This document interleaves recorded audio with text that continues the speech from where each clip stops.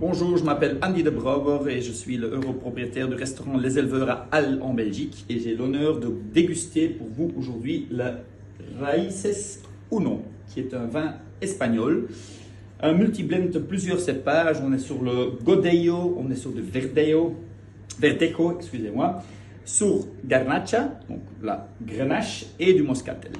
C'est un vin élevé en barrique, plusieurs types de barriques choisis pour chaque type de vin parce qu'ils ont été vinifiés séparément et puis mis en assemblage. Alors on va le déguster pour vous.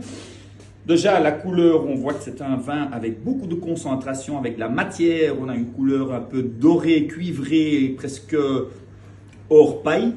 Au niveau des larmes, on a des larmes pas trop alcooleuses, absence de sucre, ça c'est sûr. On a déjà une texture assez huileuse, on voit qu'il y a de la matière quand on le valse dans le verre. Au nez, je retrouve surtout le côté abricoté, le côté pêche de vigne, donc fruits à noyaux et fruits à noyaux mûrs, ça c'est sûr. On retrouve aussi ce côté beurré, ce qui me fait penser un peu au babelut. Le babelut, c'est des petits bonbons belges qu'on vend à la côte qui sont à base de beurre et de caramel, donc c'est ce côté un peu bonbon, beurre salé dans ce style-là.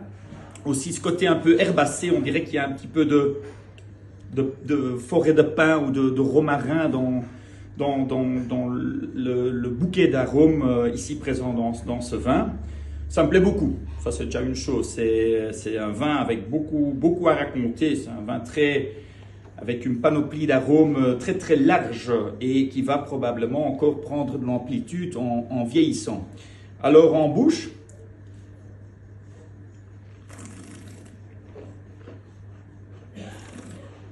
déjà c'est un vin avec qui donne une texture en bouche qui est huileuse, qui est un peu veloutée comme ça, qui donne beaucoup d'amplitude en bouche.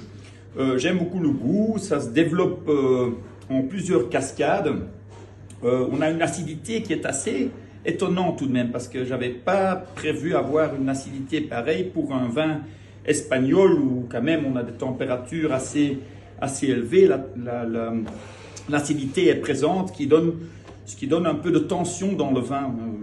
J'aime pas beaucoup les vins qui sont fades et qui ont pas assez d'acidité, mais c'est pas le cas. Et au niveau de l'alcool, c'est pas exagéré en fait, ce qui me plaît beaucoup aussi parce que déjà quand on voit la texture, la matière que le vin a, j'ai toujours peur qu'il y a un peu trop d'alcool et c'est vraiment pas le cas. Donc c'est un vin très équilibré, à mon avis, avec un potentiel de garde qui a encore beaucoup de belles années devant lui. Je le mettrai en carafe parce que c'est un vin qui mérite vraiment d'être carafé. Je le servirai aussi dans un verre assez large.